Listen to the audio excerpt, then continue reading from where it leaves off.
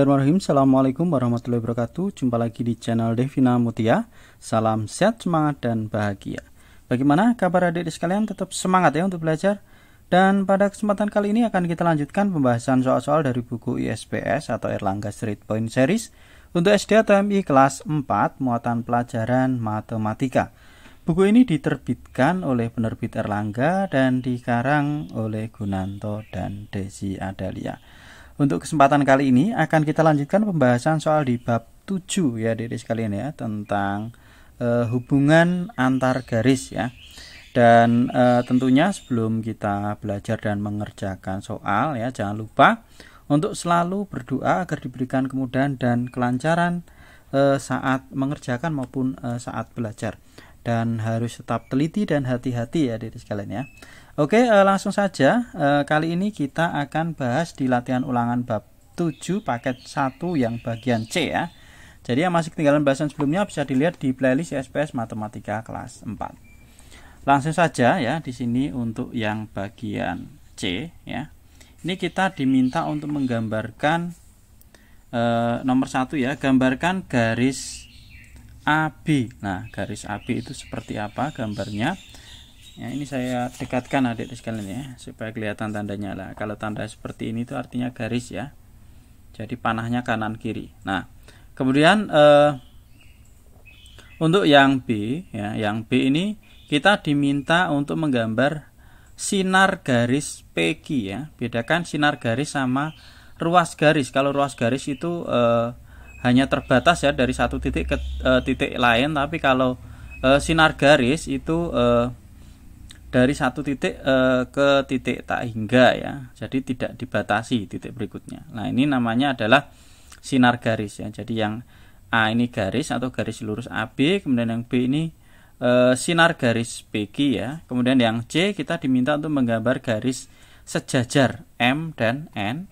Dan yang D kita diminta untuk menggambar garis tegak lurus ya, R dengan S. Jadi garis R tegak lurus dengan garis S. Kalau yang C ini tadi garis M sejajar dengan garis N. Oke, kita simak ya adik-adik sekalian untuk penjelasannya. Di sini udah coba saya kerjakan. Yang pertama tadi kita diminta untuk menggambar garis atau garis lurus AB. Nah, gambarnya seperti ini ya. Kemudian untuk yang B tadi kita diminta untuk menggambar sinar garis PQ ya. Jadi dimulai dari titik kemudian ke arah tertentu ya sampai tak hingga. Dari P, Q-nya itu sampai lah ini. Kalau panah artinya tak kemana ya, tak hingga ya. Kemudian yang C, kita diminta untuk menggambar garis sejajar M dan N. Nah, ini garis M, ini garis N ya. Jadi garis M sejajar dengan garis N atau sebaliknya garis N sejajar dengan garis M.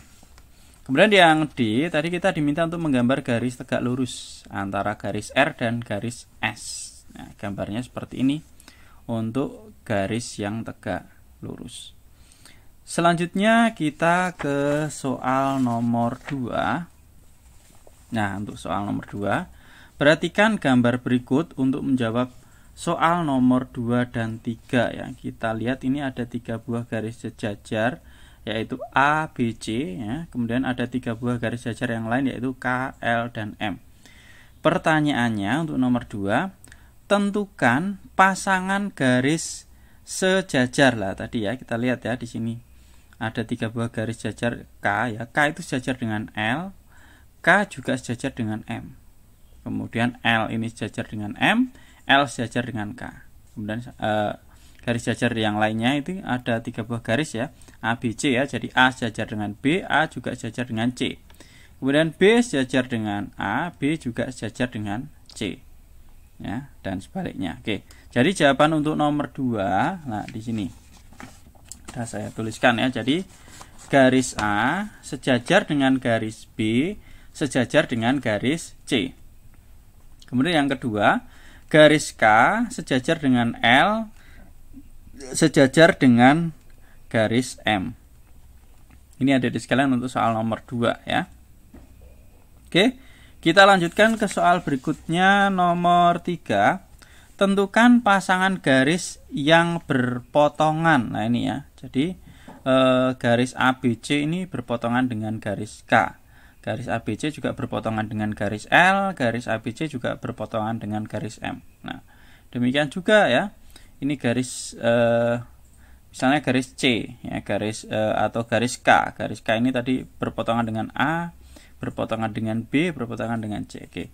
Lebih jelasnya untuk nomor 3 sebagai berikut adik-adik sekalian. Jadi garis A itu dengan garis K, garis L, dan garis M. Nah, kita lihat di sini ya. Jadi garis A itu berpotongan dengan garis K, garis L, garis M ya. Kemudian selanjutnya garis B itu berpotongan dengan garis K, garis L, dan garis M. Oke ya, garis B berpotongan dengan garis K, garis L, dan garis M. Kemudian yang terakhir ini ada garis C. Garis C itu juga berpotongan dengan garis K, garis L, dan garis M. Kita lihat. Garis C berpotongan dengan garis K, garis L, dan garis M. Itu ya, jadi garis berpotongan. Kalau tadi garis jajar, sekarang garis berpotongan. Lanjut kita ke soal berikutnya, nomor 4. Ini ada di halaman 139 ya, halaman 139 ya. Oke, kita naikkan sedikit biar kelihatan ya. Perhatikan gambar berikut untuk menjawab soal nomor 4 dan 5. Ini ada 2 buah garis sejajar yang dipotong oleh sebuah garis ya. Ini sudah berkali-kali saya jelaskan ya. Tapi untuk mengingat-ingat kembali ya, jadi di sini ada yang namanya sudut sehadap, sudut bertolak belakang, sudut dalam berseberangan, sudut luar berseberangan. Nah, sudut-sudut tersebut tadi yang saya sebutkan. Nah, kalau sudut yang bertolak belakang itu pasti besarnya sama.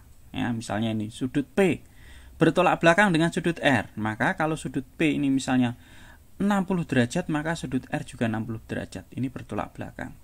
Q juga sama, bertolak belakang dengan S. Jadi besar sudutnya pasti sama. Demikian juga untuk sudut T dan V. Ini juga bertolak belakang. Kemudian sudut U dan W juga bertolak belakang.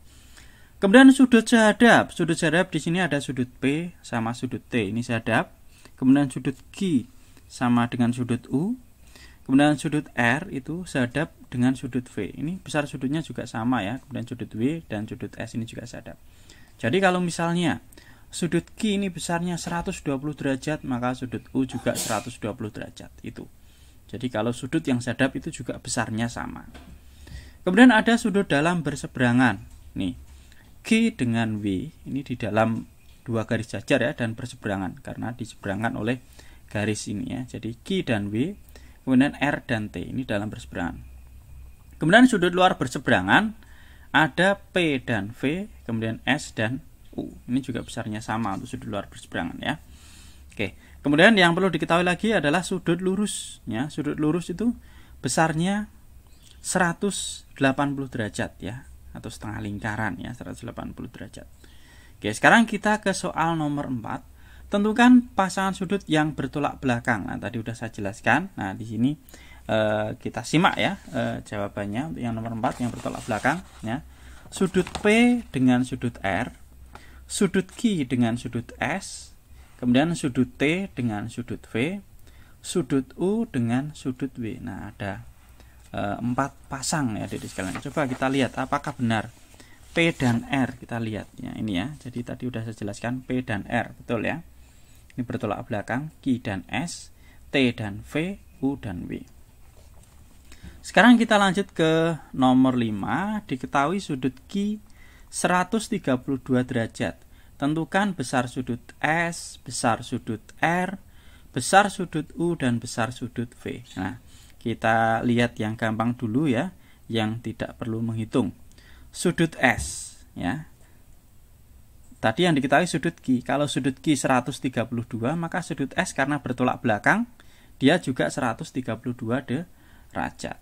Kemudian yang B, sudut R. Nah, ini nanti kita ngitung, kita lewati dulu ya. Kemudian sudut U. Lah ini. Sudut U itu sehadap. Kalau sudut yang sehadap tadi besarnya juga sama. Kalau ini 132, maka ini juga 132. Maka besar sudut U 132 derajat. Nah, sekarang sudut R. Berapakah besar sudut R? Cara mencari besar sudut R bisa kita gunakan sudut Q ya. Jadi total sudut atau sudut lurus itu besarnya 180 derajat. Maka untuk mencari besar sudut R, besar sudut R itu sama dengan 180 derajat dikurangi dengan besar sudut Q ya. Sama dengan 180 dikurangi dengan 132 ya. Hasilnya berapa? 48 derajat. Ya, ini ada derajatnya semua. Jadi besar sudut R itu adalah 48 derajat nih. R 48 derajat. 48 ya angkanya ya, maaf ini kekecilan ini yang lebih jelas, 48 derajat besar sudut R. Di sini sudut R. Kemudian yang D besar sudut V. Sudut V sehadap dengan sudut R, maka secara otomatis kalau sudut R 40 derajat, maka sudut V juga 48 derajat. Kenapa? Karena keduanya sehadap ya, sudut R dan V sehadap, maka sudut V juga 48 derajat. Oke. Sudah kita bahas ya bagian C, berarti latihan ulangan bab 7 paket 1 yang bagian C ya. Untuk pembahasan soal berikutnya tetap ikuti terus di channel Devina Mutia ya. Terima kasih sudah belajar bersama. Semoga bermanfaat, dan sekali lagi yang masih ketinggalan bahasan sebelumnya bisa dilihat di playlist SPS Matematika kelas 4. Saya rasa cukup sekian dan saya akhiri. Wassalamualaikum warahmatullahi wabarakatuh.